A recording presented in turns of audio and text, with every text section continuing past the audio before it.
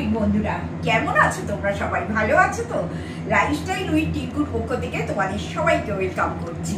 আজকে অনেক দেরি হয়ে গেছে, এই দেখো দেখাই 9:34। হ্যাঁ, এখন আমি রান্নাঘরে এলাম। খুব ইম্পর্টেন্ট একটা কাজ করছিলাম, একজন এসেছিলেন, তার সঙ্গে একটু কথা বলার ছিল, তা করছিলাম। যার জন্য কোনো রান্না বান্না কিচ্ছু হয়নি। এমনকি আমাদের যে শনিবারের আড্ডা থাকে সেটাও হয়নি। দেখছি আজকের ভিডিওটা কিভাবে আমি টেনে নিয়ে যাব। আর দাদা কখন দুপলি তো গান বেশি তো দিতে পারে না, ওই দুপলি গান একটু তোমাদের সঙ্গে শেয়ার করে দেবে, সেটাও জানি না। আজকে আড্ডাটা দেবো না আজকের বদলে কালকে আড্ডাটা দেবো, সেটাও আমি কিছু জানি না। যাই হোক, আরম্ভ করছি তোমাদের সঙ্গে নিয়ে একটা নতুন ধরনের রান্না করছি। এখন তো প্রচুর শিম বাজারে। হ্যাঁ, শিম উঠে যাওয়ার আগে তোমরা এই রান্নাটা করে দেখতে পারো। একটুখানি তেল দিয়ে নিলাম, নিয়ে একটু কালো জিরে, শুদ্ধ কালো জিরে ফোড়ন দিলাম, আর একটু শুকনো লঙ্কা ফোড়ন দেবো। দেখো খুব মেসি হয়ে গেছে রান্নাঘরটা, এগুলো প্লিজ একটু ইগনোর করো। মানে আজকে কোনো কাজ করতে পারিনি জানো, যে একটু গোছাবো। যাই হোক, রান্না করি একদম গুছিয়ে নেবো। একটু শুকনো লঙ্কা ফোড়নে দিলাম। এইবার এই যে শিম কেটে রেখেছি, একটা শিমকে দুভাগ করে কেটে রেখেছি, এবার এটা আমি এর মধ্যে দিয়ে দিলাম। ভীষণ সুন্দর লাগবে এই রেসিপিটা, করে তোমরা খেতে পারো। হ্যাঁ, দারুণ খেতে হবে, আমার কথা শুনে একবার করে খেও। আর হচ্ছে আমি মটর ডাল ভিজিয়ে রেখেছিলাম, মটর ডালটাকে বেটে নিলাম, মানে একটুখানি নুন, একটুখানি লঙ্কা গুঁড়ো, একটু কালো জিরে, সব কিছু ফোড়নে এবারে মেখে নিলাম এই সবগুলো দিয়ে, অল্প একটু মিষ্টি দিয়ে এটা আমি বড়াটা ভেজে রেখেছি। তাহলে এই কাজটা আমার হয়ে গেল। এবার শিমটা যখন হয়ে যাবে, দেখেছো আজকে 9:30 বাজে, এখনো এই যে জল পড়ে আছে, জলও খাওয়া হয়নি, সব পড়ে আছে। তা একটু উল্টো পাল্টা হয়ে গেল আর কি আজকে সকাল থেকে। ঠিক আছে, একদিন তো হতেই পারি বলো, আমরা তো সংসারী মানুষ, আমাদের নানান রকম সুবিধে অসুবিধে সব কিছু হবে। এইবার আমরা যদি এটা ধরে বসে থাকি যে একদম টাইমেই সব কিছু হবে, যদি আমরা সেটা করার চেষ্টা করি, হ্যাঁ একদিন তো হতেই পারে। তা আমি এই শিমটাকে একটু ভেজে নিই, ভেজে নিয়ে আমি কি করবো তোমাদের দেখিয়ে দিচ্ছি। এইবার বন্ধুরা, প্রেসার কুকারে একটু দেখো আলুটা দিয়ে বুঝতে পারবে, একটু লম্বা লম্বা করে আলু আমি এইরকম ভাবে ঝোলের যেমন লম্বা লম্বা একটু মোটা মোটা আলু করছে, হ্যাঁ আমি সেইভাবে কুটে রেখেছি। এবার সেটা আমি সেদ্ধ করে নিলাম। রান্নাটার নাম কি? তোমরা যে যা নাম দেবে, হ্যাঁ এটা করে খেও। শিমের ঝোলও বলতে পারো, শিম বড়ার ঝোলও বলতে পারো। আমি এটা ঝোলই বলবো, কারণ আমি একদম মাখো মাখো মতো করবো না, কিন্তু অসম্ভব ভালো খেতে হয়। যেহেতু এখন একটু গরম গরম ব্যাপারটা পড়েছে, তোমরা বুঝতেই পারছো আজকে শনিবার, আজকে আমি এতে কিছুই দিচ্ছি না, জাস্ট এইটা দিয়ে একটা ঝোলের মতো করবো। আর তাতে পড়বে টমেটো আর ধনে পাতা। এই যে টমেটো আমি রেখে দিয়েছি, এতে টমেটো, ধনে পাতা, কাঁচা লঙ্কা আর ওই বড়াটা করবে। তাও তোমাদের অ্যাড করে দেখাই, এটা একটু ভেবে নিই। এটা তোমরা খেয়ে দেখতে পারো। আমি তো সবসময় বলি যে এটা আমার শাশুড়ি মায়ের থেকে শেখা, এটা আমার শাশুড়ি মায়ের থেকে শেখা, এই রান্না আমার শাশুড়ি মা শিখিয়েছে। কিন্তু এটা আমি তোমাদের বলতে পারি, এটা আমার বাপের বাড়ির রান্না, জানো তো। এটা আমার মা এই শিমের সময় মা খুব করতো এই রান্নাটা, এবং যথারীতি আমি খেতাম না, আমি কোনো আনাজ কিচ্ছু খেতাম না, যা খাওয়া শেখানো শাশুড়ি মা। হ্যাঁ, মা বলতো একটু খেয়ে দেখ না, বড়া টড়া ভেজে কত সুন্দর করে করছি, খেয়ে দেখ না। আমি তো মুখেই নেব না। দাদাও সেটা জানে, বা আমার এই শ্বশুরবাড়ির লোকজন জানে। আমার খাওয়া ছিল ডিম, আলু ভাতে, ডিমের অমলেট আর দই আর চানাচুর শসা। এই হচ্ছে আমার 365 দিনের খাওয়া ছিল। এর বাইরে আমি আর কিচ্ছু খেতাম না। বুঝতেই পারছো যে আমার খাওয়া দাওয়া কি ছিল, যার জন্য কি হয়েছে যে আমার এই মানে হাঁটু ছাড়ানো চুল পুরো একদম সমস্ত উঠে চলে গেছে। তার কারণ হচ্ছে আমার খুব অল্প বয়সেই আমার মানে রক্ত অল্পতায় ডুবেছি আর কি, অ্যানিমিয়াতে। বুঝতেই পারছো যে আমার খাওয়া দাওয়া কত খারাপ ছিল। তা এই দেখো এইগুলো কিন্তু সব আমার ভাজা ভাজা হয়ে গেছে। আর আমি জল ঢেলে দেবো, যেহেতু আমি একে বলছি ঝোল, একটু জল দিয়ে দেব। আর তারপরে বন্ধুরা একটু নুন মিষ্টি তো পড়বেই। দেখো এইটা করে কিন্তু খেও, একটু নুন দিলাম, অল্প করে একটু মিষ্টি দিয়ে দিলাম। আর শুধু আমার মাথার মধ্যে খচখচ করছে, যা ভিডিও তো করা হলো না, তাহলে আমি বন্ধুদের কি দেব কালকে? আমার তো রেগুলার ভিডিও যায়, এইটা একটা পুরো টেনশন হচ্ছে জানো। একটু হলুদ দিয়ে দিলাম, ঠিক আছে, একটু হলুদ দিয়ে দিলাম, একটু লঙ্কা গুঁড়ো এতে পড়বে। আর তোমরা যদি আর একটু রিচ চাও তাহলে তোমরা কাশ্মীরি লঙ্কা গুঁড়ো একটু দিয়ে দিতে পারো, এটা একটু রঙের জন্য। যেহেতু আমি খুব একটা রিচ করছি না, হ্যাঁ, এই দেখো একটু লঙ্কা গুঁড়ো দিয়ে দিলাম। এরপরে তোমরা সবাই জানো যে এইটা বড়া যেহেতু জল টানে, সেহেতু আমি একটুখানি এই যে বড়াগুলো ভেজে রেখেছি, আমি কিছুটা বড়া, আমি কিন্তু একদম মানে ডিপ ফ্রাই করিনি, হ্যাঁ, বড়াগুলো একটু সেকে সেকে ভেজে রেখেছি। তা একটু দাদা যদি খাই রেখে দিই বড়া।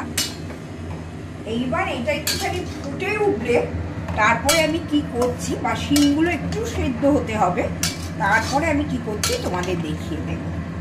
এবার বন্ধুরা দেখো একটু ধনেপাতা আমি দিয়ে দিলাম, এই যে দেখতে পাচ্ছ, এই যে মানে মনটা অন্যমনস্ক হয়ে আছে আর কি আমার, কারণ কাজ কিছু হয়নি। এটা আমি ধনেপাতাটা দিয়ে দিলাম, এই যে দেখেছো, এই যে ধনেপাতা কুচি করে এর মধ্যে দিয়ে দিয়েছি। একটু ঝোল ঝোল আমি রাখবো, আর এইটাতে একটু লেবুর রস, হ্যাঁ, দিয়ে খেলে দারুণ খেতে হবে, মাখিয়ে গরম ভাতে। আর একটু এর সঙ্গে কাঁচা লঙ্কাও আমি দিয়ে দেবো, তার কারণ হচ্ছে কাঁচা লঙ্কার একটা ভালো মিষ্টি গন্ধ ছাড়বে। বলো, কাঁচা লঙ্কার গন্ধটা কি ভালো লাগে, আমি তো দারুণ ভালোবাসি কাঁচা লঙ্কার গন্ধটা। ওই জন্য আমি এটা লাস্টে দিয়ে দেবো একটুখানি। যখন এই যে ফুটে গেছে, তোমরা বুঝতেই পেরেছো আমার সেদ্ধ হয়ে গেছে, এটা কাঁচা লঙ্কাও দিয়ে দিলাম। আচ্ছা, এরপরে নামাবার আগে আর কিছুই না, একটুখানি তেল, কাঁচা তেল এর মধ্যে দিয়ে দিলাম।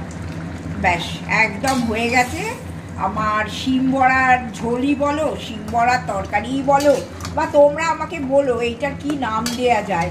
আমি কিন্তু এই নামটা আমি জানি না, কারণ মা খুব ছোটবেলায় তো বিয়ে হয়ে চলে এসেছে, মা কি বলতেন আমার একদম মাথা থেকে উড়ে গেছে, এটা মনেই নেই। তা আমি তোমাদের ওপর আমার এই তরকারির নামটা দিয়ে দিলাম, যে তোমরা বলো এটা কি নাম হতে পারে। চলো আমি এবার একটু রান্নাঘরটা ম্যানেজ করে নিয়ে আবার আসবো। শুভ সন্ধ্যা বন্ধুরা, অনেকক্ষণ বাদে তোমাদের কাছে এলাম। আজকে এমন কাণ্ড চলেছে আমাদের জীবনের ওপর দিয়ে যে তোমাদের কি বলবো, ভেতরে ভেতরে অনেক কিছু চলেছে আমাদের মধ্যে। তা ভীষণ আজকে দাদাও বিজি, আমিও বিজি, ভীষণভাবে ছিলাম। তারপরে দাদার আবার ব্যাংক নিয়ে একটা সমস্যা হচ্ছে, মানে আমি তো 2-3 দিন গেলামই, আবার দাদা আজকেও গেছিল। এই সব করে সকালবেলা যে আমাদের মানে জমাটি একটা চায়ের কাপ নিয়ে আড্ডা বসে, সেটা একদম আজকে করতে পারিনি, বুঝতেই পারছো। সন্ধ্যেবেলা এসে বসে পড়েছি, চতুর্দিকে অন্ধকার হয়ে গেছে। আজকে আবার আমাদের একটা নেমন্তন্ন আছে, নেমন্তন্ন বলতে ছোট মামির বাড়িতে আজকে খাওয়া দাওয়ার নেমন্তন্ন আছে, যাবো একটু বাদে। ও আবার বিকেল 4:30-র সময় ভ্যাকুয়াম ক্লিনার যেটা তোমাদের দেখিয়েছিলাম, সেটা তো খারাপ হয়ে গেছিল, সেটা সারাতে এসেছিল আর কি, সেই সব করে দিয়ে গেল, মানে কোম্পানি অথরাইজড লোক এসেছিল, তারা রিপ্লেস একদম। আর সেই সব হলো, মোটর চেঞ্জ করলো, সার্কিট যেটা পুশ বাটন স্টেশন যেটাতে কারেন্ট তৈরি করে সেটা চেঞ্জ করলো। মোটামুটি ধরো একটা 10,000 টাকার জিনিসে 2,500 টাকা আমার নেট লাগলো, তার উপর তার দক্ষিণে আছে, মানে তার ভিজিটিং চার্জ আছে, সেই সব তো হলো। যাই হোক, এইটা তো হলো, কিন্তু ফ্রিজটার তো কোনো সারা শব্দও পাচ্ছি না। দাদা রোজই ফোন করছে, আজও ফোন করেছি, বিরক্তই হচ্ছে লোকটা, হ্যাঁ, যে কিছু তার কি কোনো হাতে মেশিন না এলে তো কিছু করতে পারবে না। কিন্তু দাদা তো রোজ ফোনও করছে এত বড় আমাদের। কোম্পানি, তাদের অন্তত মানে কি বলবো, ফরিদাবাদ বা দিল্লি থেকে আসছে, এয়ার ফ্লাইটে আসবে, না হলে ট্রেনে আসবে। এদের সিস্টেম হচ্ছে হোয়ালফুলের, তাদের নিজেদের গাড়িতে এসে শ্রীরামপুরের যে ওয়্যার হাউস আছে সেখানে এসে জমা পড়বে। তা না হলে কোম্পানির এইরকম কোনোদিন হয় এটা বলো? আমি নিন্দে করছি, কারণ এরা এত বড় কোম্পানি, একটা অ্যারেঞ্জমেন্ট নেই। ও বললেই বলছে আপনার সারা হাওড়া শহর ঘুরলে দেখা যাবে 4 জন কি 5 জনের বাড়িতে এই ফ্রিজ আছে। আছে তো, লোকের তো আছে। তা ফ্রিজ যদি খারাপ হয় তাকে পরিষেবাটা দিতে হবে না? তুমি তোমাদের 1 লাখ 6 লাখ টাকা দিয়ে একটা ফ্রিজ বিক্রি করছো, তা তার পরিষেবা থাকবে না? 1 বছর হোক, 2 বছর হোক, 2 বছর বাদে, 2.5 বছর বাদে আমার খারাপ হয়েছে। একদম। আমি দাদাকে বলছিলাম একবার কি একটা আয়লা না কি একটা ঝড় এসেছিল, সেই ঝড়ের জন্য 2 দিন কারেন্ট অফ হয়ে গেছিল, জানো তো। আমার তখন মনে মনে হতো, আরে জীবনে কি কোনোদিন কারেন্ট আসবে, জল পাম্পে উঠবে, মানে এইরকম আমার মনের মধ্যে ছিল। আর এখন ঠিক ফ্রিজটা নিয়ে আমার সেই রকম হয়েছে, এই জীবনে কি আর ফ্রিজটা সারানো মেয়ের হবে? কাছে কিন্তু এখানে কি হচ্ছে, জিনিসটা পড়ে পড়ে হঠাৎ খারাপ হয়েছে, হঠাৎ দেখছে বৌদি ঠান্ডা হচ্ছে না, তো তার জন্য আমি কাস্টমার কেয়ারে 1 মিনিট সময় নষ্ট করিনি। সকাল 8টায় ব্যবস্থা হয়েছে, 9টায় কল করে দিয়েছি, ওরা 11টার সময় এসছে, দেখেছে। সেই 1 সপ্তাহ হলো, আজকে শনিবার, গত শনিবার ওরা এসে তার অর্ডারিং করে যা যা করার করেছে। 8 দিন হয়ে গেল, নট নড়নচরণ। কি বলবো এইবার বলো, রবিবার, এইসব সোমবার, দুঃখের সরস্বতী কথা পুজো আর কোনো কি কাজই হবে বলবো না, বলো। যদি হয় মঙ্গলবার বা বুধবার। আচ্ছা, সরস্বতী পুজো নিয়ে একটা কথা বলি। সেটা হচ্ছে যে আমাদের যে কুলপুরোহিত, তার সঙ্গে কথা বললাম, এবং অনেকে মানে জানার জন্য এই কথাটা আমি বলছি, যে উনি বললেন যে রবিবার দিনটা খুব একটা সরস্বতী পুজোর দিন জন্য আর কি উপযুক্ত নয়। সোমবার দিন করতে বলছেন, তবে 7:30টার মধ্যে সরস্বতী পুজোর যে পঞ্চমী সেটা কেটে যাচ্ছে। এইবার বলছে ষষ্ঠী মঙ্গলবার ষষ্ঠী করতে হবে, মানে আমরা সোমবার দিন রাত্রিবেলা পান্তা ভাত, কুলের চাটনি, আর গোটা, যারা গোটা তোমরা করো, ওই আর কি, গোটার পর শিল পুজো, ওই সবগুলো হবে সোমবার দিন রাত্রিবেলা, আর মঙ্গলবার দিন আমাদের ষষ্ঠী। এই যে ঘরে দরজা আল্লাহ, মশার ভয়তে তো দরজা আল্লাহ সব দিয়ে বসে আছি, যেন মনে হচ্ছে না এক্ষুনি, যেন মনে হচ্ছে কি কষ্ট হচ্ছে। তাহলে এইবার বলো, এখনো জানুয়ারি মাস গেল, মানে সবে ফেব্রুয়ারি পড়েছে, তা এইরকম যদি এখনই এইরকম অবস্থা হয়, সারা বছরটা ভাবলেও ভয় লাগছে। জানি না কিভাবে কাটবে এই প্রচন্ড গরমে। আর আরো গরমে আমার যত কষ্ট হয় তো ছেড়ে দাও, আরো দাদাকে দেখলে আমার আরো বেশি গরম হয়। আমি একটা মানুষকে এত ঘামতে আমি কখনো দেখিনি, দাদা যে ধরনের আজকে তোমরা সম্পূর্ণ তেলবিহীন ঘরে তৈরি ফুলকপির সিঙ্গাড়ার রেসিপি কেমন এনজয় করলে? অনেকেই লিখেছো, আজকে বিদিশা লিখেছে আমি করব, ভীষণ ভালো লাগলো, এয়ার ফ্রায়ারে তেল লাগে না ইত্যাদি। প্রগতি বলেছে করব, এখনো সব কমেন্ট আসেনি, এই 5-6 জন করেছেন। তো আমার মনে হয় এটা সকলকার ভালো লাগবে এবং মুখরোচক, এবং একদম রোগ নেই, কারণ তেল প্রায় নেই না, পার্সেন্টেজ হিসেবে 1-2%। আজ আমার ক্ষেত্রে মোহনবাগান মোহামেডান স্পোর্টিং এর খেলা রয়েছে, সেটা নিয়ে আমি ব্যস্ত হয়ে যাব। আর 15-20 মিনিট বাকি, আমাকে দৌড়তে হবে। তারপরে ছোট মামির বাড়ি নেমন্তন্ন আছে, সেটা না একটু দেরিতে যাব, হাফ টাইমে যাব। কিন্তু যেটা ব্যাপার সেটা হচ্ছে গল্প দাদুর আসর বা শনিবারের আড্ডায় তোমাদের কাছে একটা ছোটোখাটো গান কিছু শোনাতে হবে। আর যারা শুনতে পাবে না, আমায় তো কেটে উড়িয়ে দিতে হবে, কারণ ওরা তো কপিরাইট তো আমায় ঢুকতে দেয় না ওখানে। তো সুতরাং যারা দেখতে পাবে না তাদেরকে অনুরোধ আবার বলছি, তারা ফেসবুকে দেখে নিও, এবং ফেসবুকে যারা এখনো আমার সঙ্গে নেই বা বৌদির সঙ্গে নেই, দুজনের যে কোনো একজনকে ফ্রেন্ড রিকোয়েস্ট করতে পারো, তারা কিন্তু পুরো গানটা শুনতে পাবে। আর এসো গল্প তো হবে বলো। কদিন ধরে আমার ইচ্ছে আছে জানো, আমার একটু হোয়াটসঅ্যাপ যে নাম্বারটা তোমাদের দিয়ে দেবো, তাহলে হোয়াটসঅ্যাপ নাম্বারটা তোমাদের দিয়ে দিলে কি হবে, দারুণ আনন্দ হবে, গল্প করা যাবে একসঙ্গে বসে।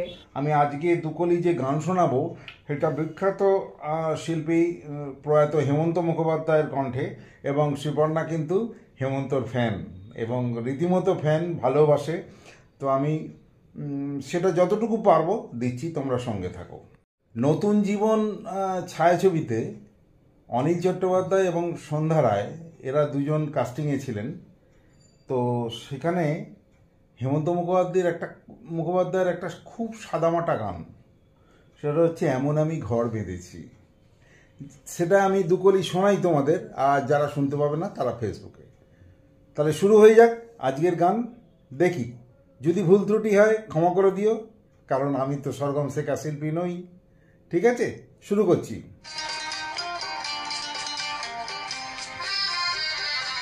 এমন আমি ঘর বেঁধেছি পাহাড়ে যার ঠিকানা নাই, স্বপনের সিঁড়ি দিয়ে যেখানে পৌঁছে আমি যাই।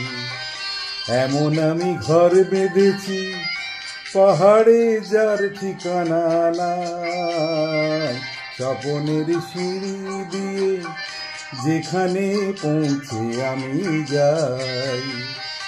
এমন আমি ঘর বেঁধেছি।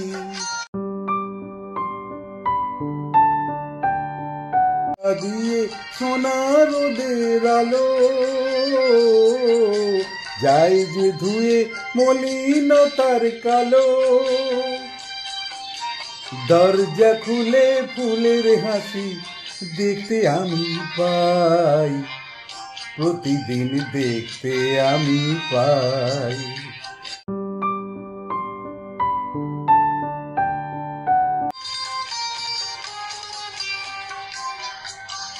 অঙ্গনে তার আলপনা দেয় আমারই সব কল্পনা, ছোট্ট চাওয়ায় দল বেঁধে যায় অনেকে পাওয়ার জল্পনা।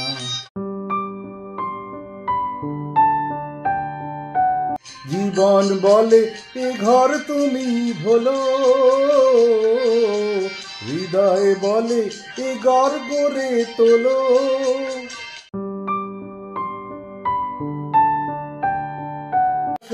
এবার নতুন জীবন চাই, আমি যে নতুন জীবন চাই। এমন আমি ঘর বেঁধেছি পাহাড়ে যার ঠিকানা নাই, স্বপনের সিঁড়ি দিয়ে যেখানেই পৌঁছে আমি যাই।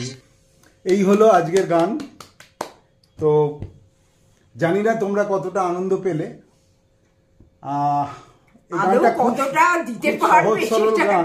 এই গানটা ইউটিউবে কতটা অ্যালাউ করবে জানি না, তবে ফেসবুকে আমি কথা দিতে পারি 100% থাকবে। যাক, আজকে আর কথা প্রলম্বিত করছি না। আজকে নেমন্তন্ন আছে, প্লাস আমার প্রাণের ক্লাব মোহনবাগান ম্যাভেডান স্পোর্টিং এর মিনি ডার্বি সল্টলেক স্টেডিয়ামে। সেই খেলাটা প্রত্যক্ষ করব, ঈশ্বরের কাছে ডাকবো যেন মোহনবাগান জেতে। প্রত্যেক খেলাতেই তুমি ভগবান আর কত, আমার হৃদয় জুড়ে মোহনবাগান, রক্তে মোহনবাগান আমার। সুতরাং তার মানে এই নয় যে আমার বন্ধু বান্ধবরা ইস্ট বেঙ্গলি নয়, অনেকেই ইস্ট বেঙ্গলি, তাদের সঙ্গে আমার যথেষ্ট সৌহৃদ্য বন্ধুত্ব। এবং এটা খেলাই হয়। এটা দেখো, জীবনে কিছু আনন্দের দরকার, যে আনন্দটা না হলে তুমি এই পৃথিবীতে এক্সিস্টই করতে পারবে না। আমার আনন্দের ধরনটা সন্ধেবেলা অনেকে বোতল খুলে পায়, কেউ সিগারেট খেয়ে পায়, কেউ সিনেমা দেখে পায়, কেউ বেড়াতে গিয়ে পায়। আমি কিঞ্চিত বেড়াতে ভালোবাসি, কিন্তু ফুটবল খেলা আর একটু দুকলি গান আমার খুব প্রিয়। যাক, সবাই ভালো থেকো, সবাইকার জন্য শুভেচ্ছা রইল। আজকের মতন টাটা।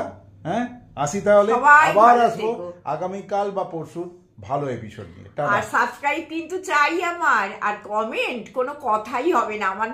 আমার যে বন্ধুরা দেখছো, আমার প্রত্যেকের কমেন্ট চাই, আর লাইক তো কোনো ব্যাপারই না। সবাই ভালো থেকো, tata, take care and bye, good night.